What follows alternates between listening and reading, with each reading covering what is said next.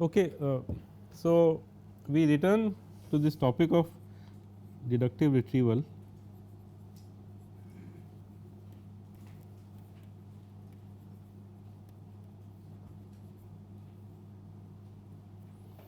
And we want to look at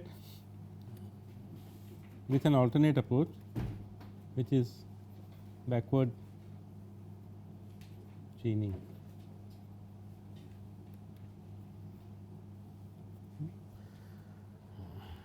So, let us first recall what we have studied so far. So far we have looked at forward chaining,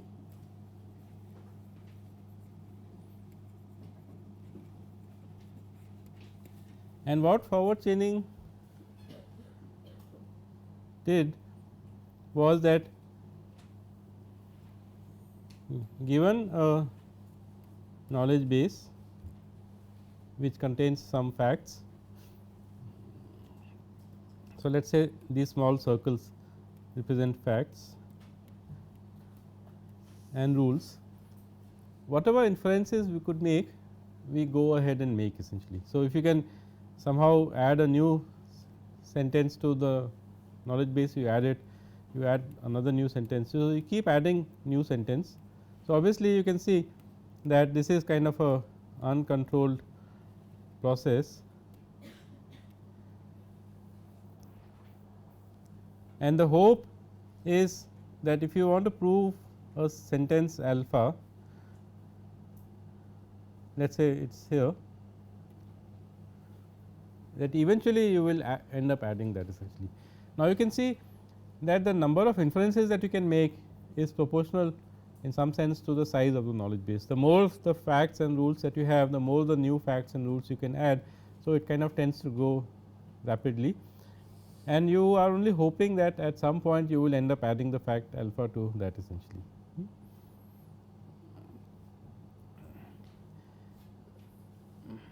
So, you can say forward chaining is eager,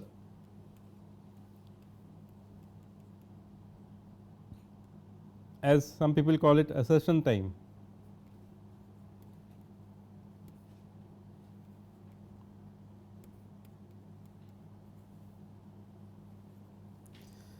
And by this we mean that if you can make an inference, go ahead and make it essentially.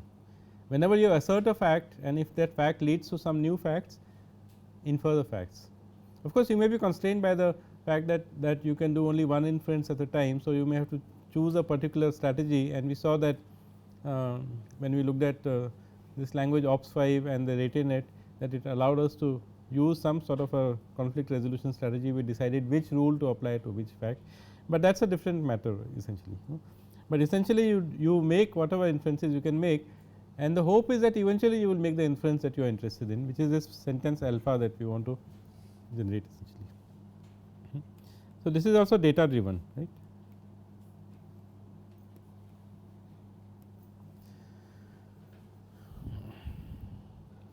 Now, what we want to look at is this process of backward chaining, which is in contrast lazy.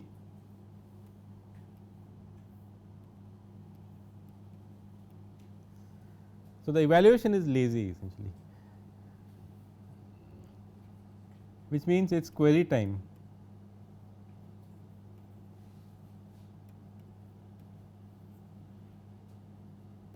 Whenever you want a certain formula, you want to query about a certain formula, then only you start doing the inferences essentially. It is also, as opposed to data driven, it is also goal directed.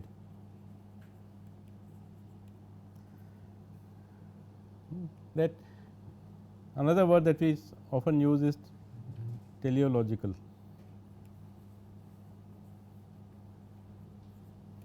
Goal oriented, trying to achieve a certain goal essentially. So, if you remember what forward chaining, the basic idea behind forward chaining was that we used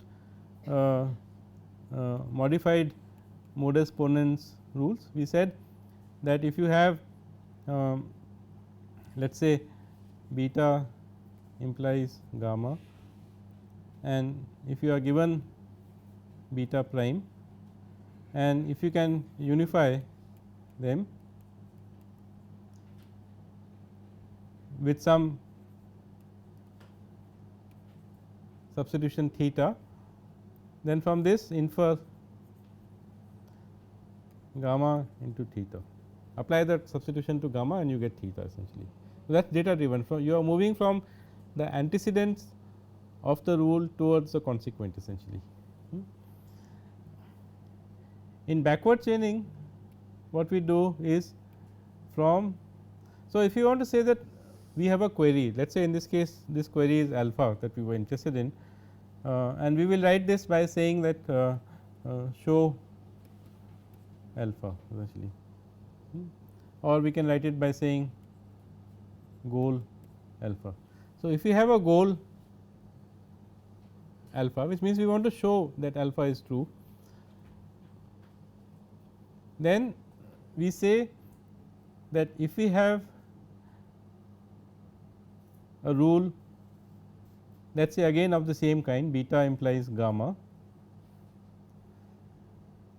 and if you can unify alpha and gamma, again let us say with theta, then from this you say show beta theta essentially, or you can say that the goal is beta theta essentially.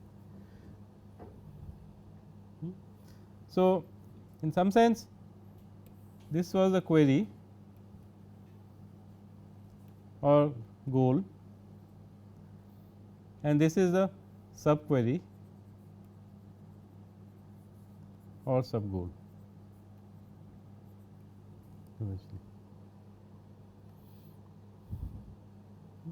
So, let me illustrate this with our favorite example, which said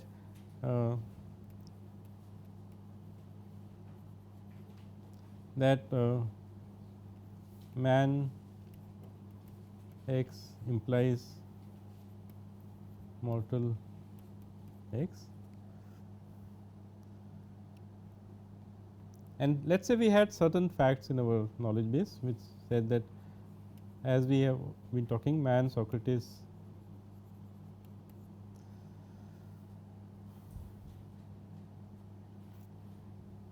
then our goal is mortal Socrates. Then you can see that we can unify this with this by saying x equal to Socrates, and we can reduce it to a sub goal man Socrates, and this sub goal we obtain by applying this substitution x equal to Socrates to the left hand side of the antecedent, and so we have a goal man Socrates. And if we can find a goal sentence in the knowledge base, we stop essentially. So, that is the termination criteria essentially. So, in backward chaining we are moving from the consequent to the antecedent essentially.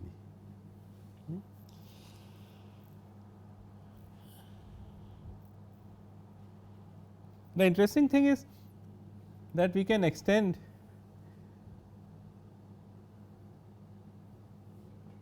this idea to existential queries.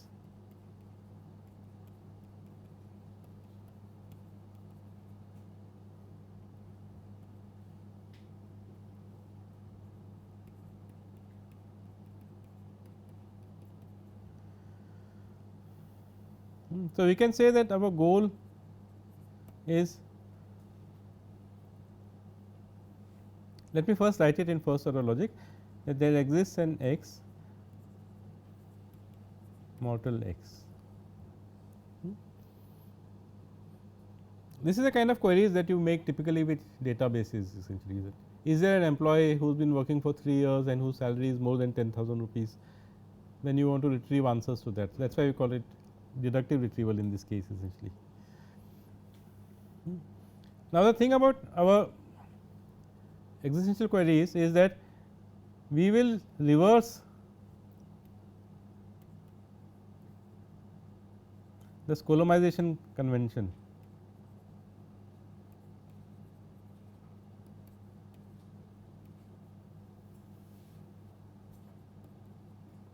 Our Skolomization convention so far was that universally quantified variables will be marked with a question mark followed by the variable name, but for goals we will reverse this convention and say that this thing stands for existential.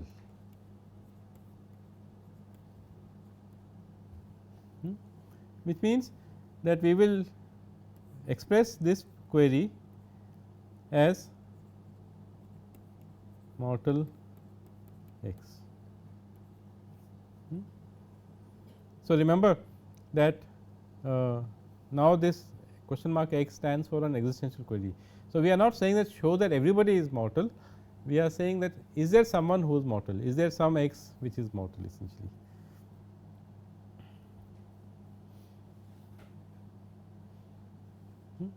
Now, you can see that with this query and with this same fact, we can now have a sub query or sub goal man x. So, it happens that I have used the same variable name, but ideally I should have used a different variable name, and then you would have said for example, y is equal to x or something like that, but it does not matter. I think as long as you remember that that should be done.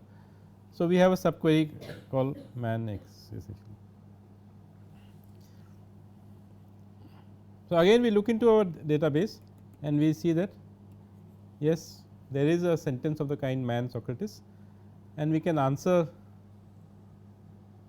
yes to this. So, in the first case we can return an answer saying yes.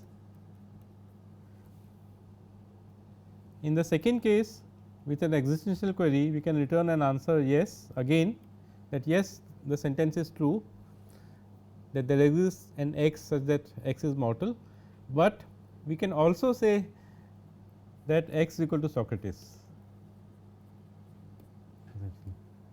We can return a value essentially. So, instead of man Socrates, if we had another sentence which said that man father, let us say Suresh, then if we had to match this with this, then our answer would be yes.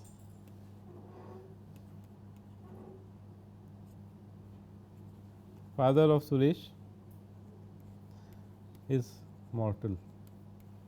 Remember the query, original query was, is there someone who is mortal? We could have answered yes, Suresh's father is mortal, or Socrates is mortal, and things like that. So, we can work with existential queries and return answers to that essentially. The interesting thing is we can now extend this ability to do something which we can call as programming.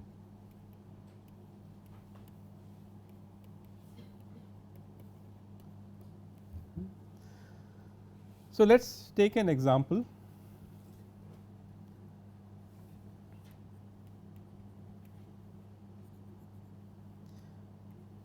To append two lists. You are given two lists and you want to write a program to append those two lists essentially.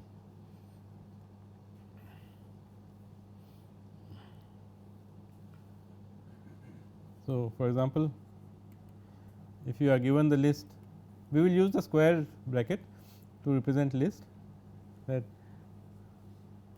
this is a list. You must return an appended list which is this is a list. So, this is a task you may have written a program to append two lists essentially. There are various ways of doing that essentially.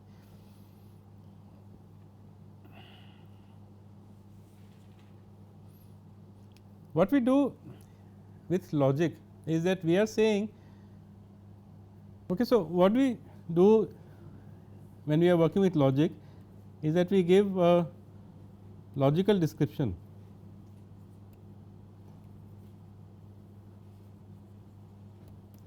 of what does it mean to append essentially.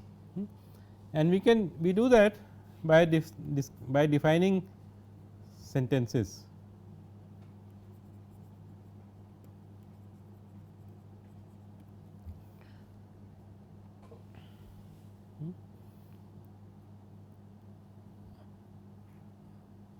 So, how do we do that? So, in the case of append, we say that this sentence is true, append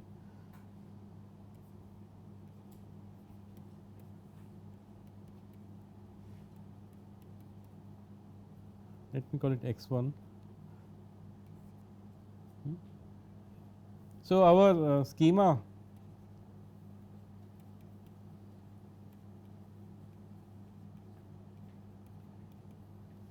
is append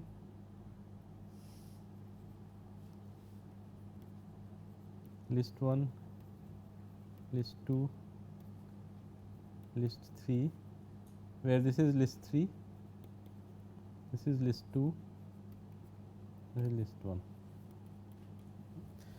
So, our predicate append is true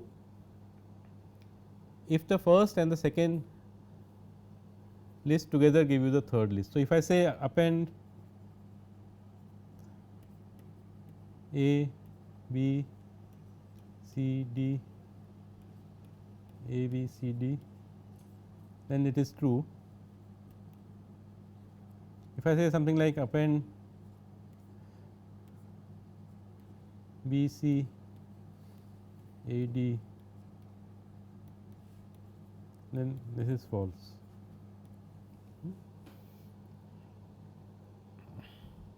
So, that is the meaning of the predicate append, that it will be true if the first argument appended to the second argument gives you the third argument as a list, and all the three arguments are list. And this one statement that we have written about append says that if you append the empty list with any list which we have called x1, then you get x1 essentially, which is obviously a true statement, because you append an empty list to a list, you get the first list back essentially. The second sentence that we write is that if you were to append x y to give you z, then okay, so I need to introduce a little bit of notation here. We will represent a list by cons pairs. Okay, so there is this notion called cons pair notation, which is how internally lists are represented. And this cons word comes from the language Lisp. So, if you have studied the language Lisp, then you know that there is an operator called cons, which takes two arguments, the cons head and tail. So, a list will always be represented by cons head with tail. So, if I have a list like made of B and C, then it would be represented as an element B here, followed by an element C here, followed by nil. So, the list B C would be represented as cons of B with cons of C with nil. So, a cons is a pair essentially, it tells you which is the head and which is the tail, and in this tree that you see here there are two cons pairs, each has a left hand side and the right hand side. The left hand side points to the head of the list, the right hand side points to the tail of the list essentially. And for this second cons pair, the head is C and the tail is empty list. So, the list containing B C is essentially stored as cons B cons C nil essentially. So, with that definition we can now write this append, which says that if you can append x to y to give you z, then you can append something preceding x. So, cons something, let us call it a x with the same y to give you what you originally got preceded by the same a essentially. So, cons a z.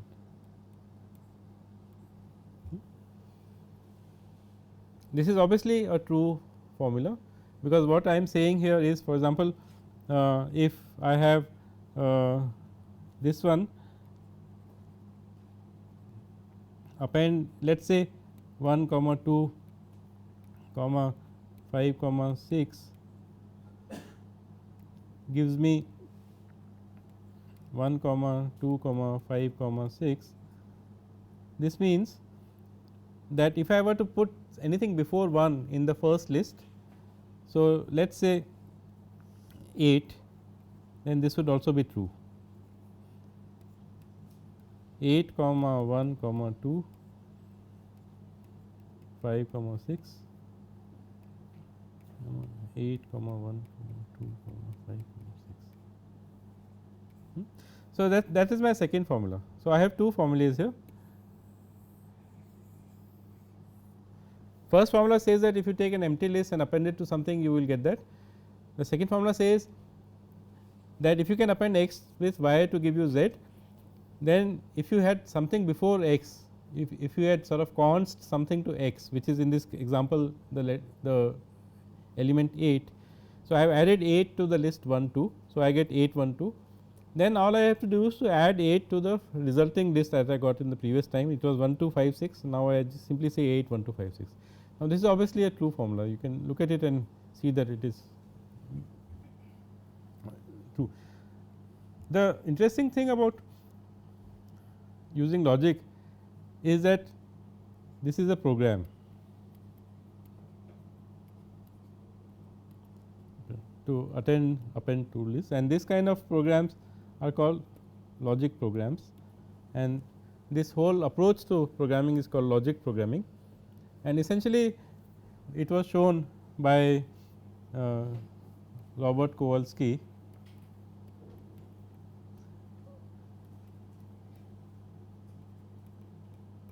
who worked in Imperial College London. This is around 1970 something. He showed that logic and theorem proving or reasoning can be seen as an exercise in programming, and in fact, it can be seen as a programming language. And between him and Colmenor, who was working in France, they devised a language Prolog, which is now a commonly used language essentially. Now, let us see how this can be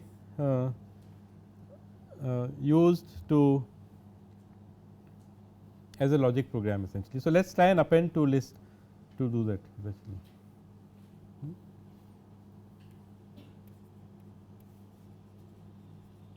So, in the style of Prolog, so we will write the consequent followed by antecedent.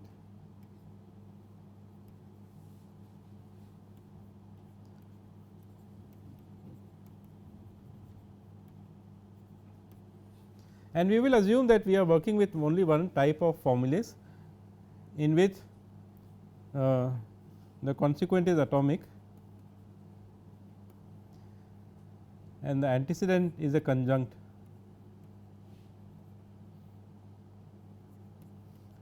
of atomic formulas.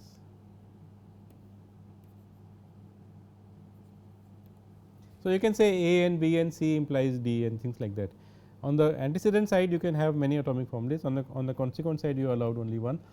And a little bit later in the course, we will see why that is the case essentially. Now, why do we make this restriction essentially? It is basically for computational reasons that it turns out to be more efficient. So, we will write our logic rules in this format now. So, the first one is as before, there is no antecedent there. So, it is just a simple formula nil x 1 x 1. If I append nil to something, I will get the thing back essentially. The second one, I will write the consequent first, append, and those of you who have used Prolog will see that there is a similarity between the way we are writing things here.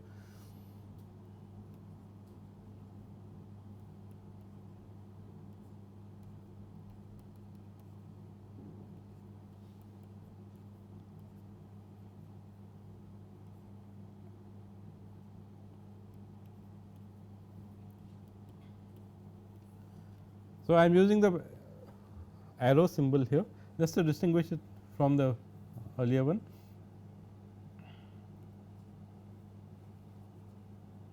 It is the same rule, I am just rewriting it.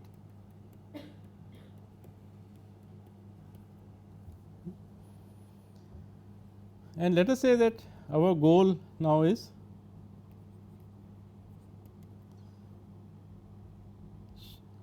an existential goal, that is this formula true, append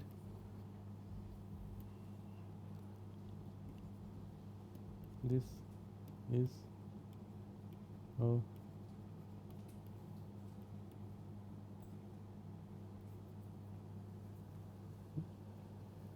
so instead of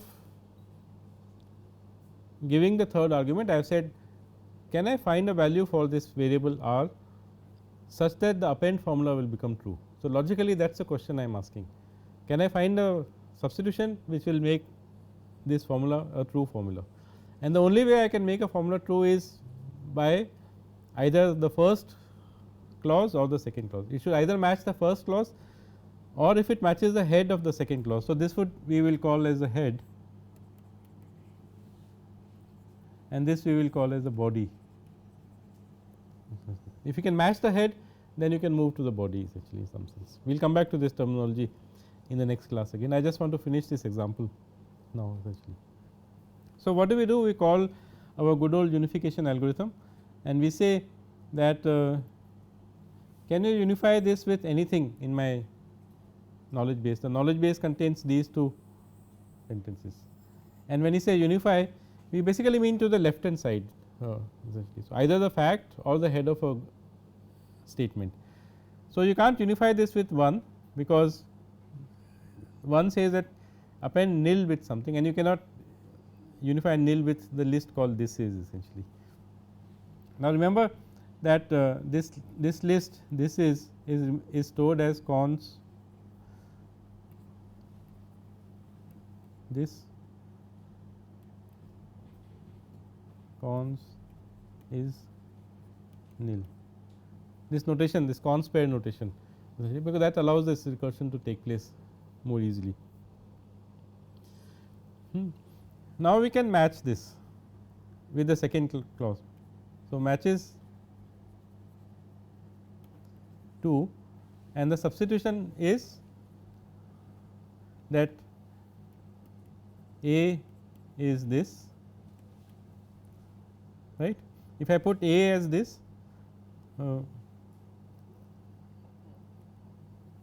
maybe I will keep circling them as I do that, then x is equal to cons is nil. So, that is the second thing that I have managed to match. I will not bother to match the second part which is that of y. So, we will just write that as y is equal to a list. You can write it in cons pairs, it does not really matter. Then we will say that let us say z matches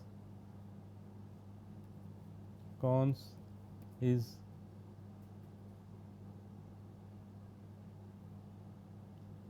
no sorry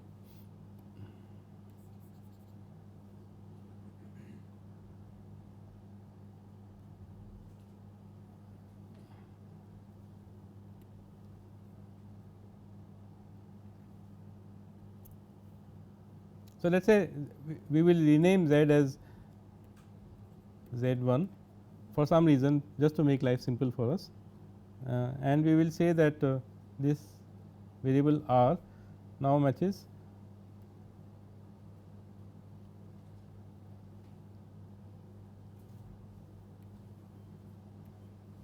cons a, we have already said is this z1 actually. So, what have I done? I have matched this variable r with this whole thing here, and I just renamed z on the way essentially. So, you should go back and verify that yes, you can match this formula with the consequent, and therefore, according to the backward chaining rule, we get a sub goal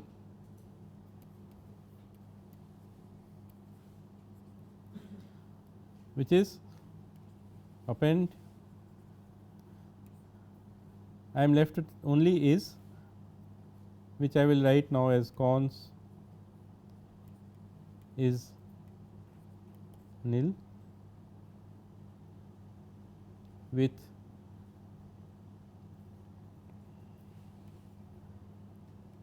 a list. I will just rewrite this in this thing, and now since I have replaced it, I will call this z1 essentially. So, I have a new goal now, that append cons is nil with z1 essentially, and I will leave this as a small exercise for you to show that the next sub goal from this is. So, we have in the second rule you can see cons a x, and in our goal we have cons is comma nil. So, a will match is and x will match nil, and then likewise instead of z1 we might have z2 or something like that, but I will get a new goal which is append. Now, is will go, just see in the first call this vanished from the sentence and I was left with only the is part. In the second call is will also vanish. So, I will be left only with the nil part,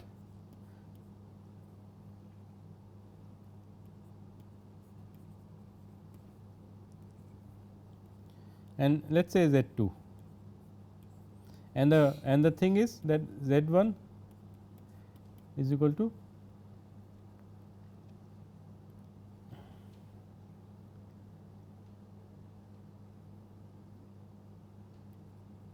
cons is z2. So, you should verify that with this substitution where z1 is cons as z2, you eventually boil down to a goal which says is this formula true, that appending nil with a list called a list will give me some variable called z2. Now, obviously, since z2 is a variable, it will be indeed true, and then the first clause will match append nil with x1 comma x1, both x1 will match both a list and z2 will also match a list. So, when you say this equal to this, then you can see that as a consequence. So, let me write this in a different color here. This will become a list will come here. So, this will become cons is cons a cons list nil, which in other words it is not very clear here, but it is basically a list which contains of, sorry, this should be is is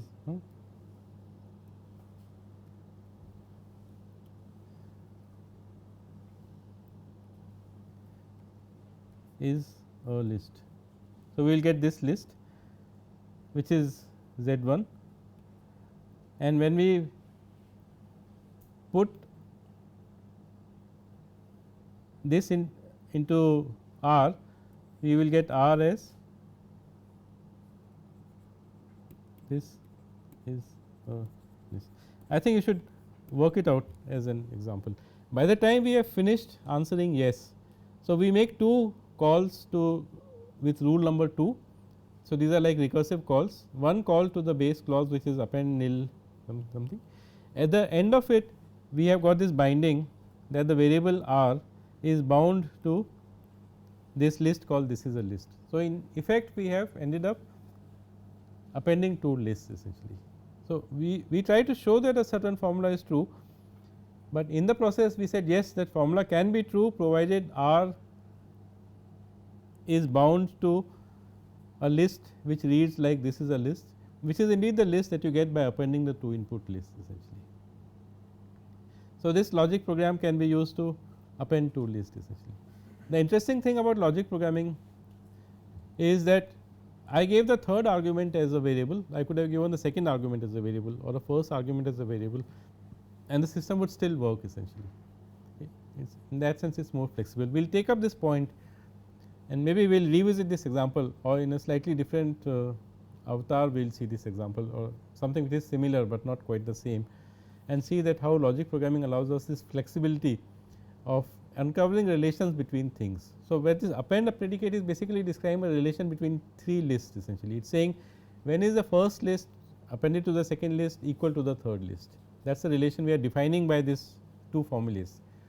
And what Kowalski and his group showed was that such logic sentences can be treated as a logic program. And in fact, Prolog is a language which does that, and we will spend the next few classes looking at how do you express things in Prolog and what is the restrictions and so on essentially. Okay. So, we will stop here.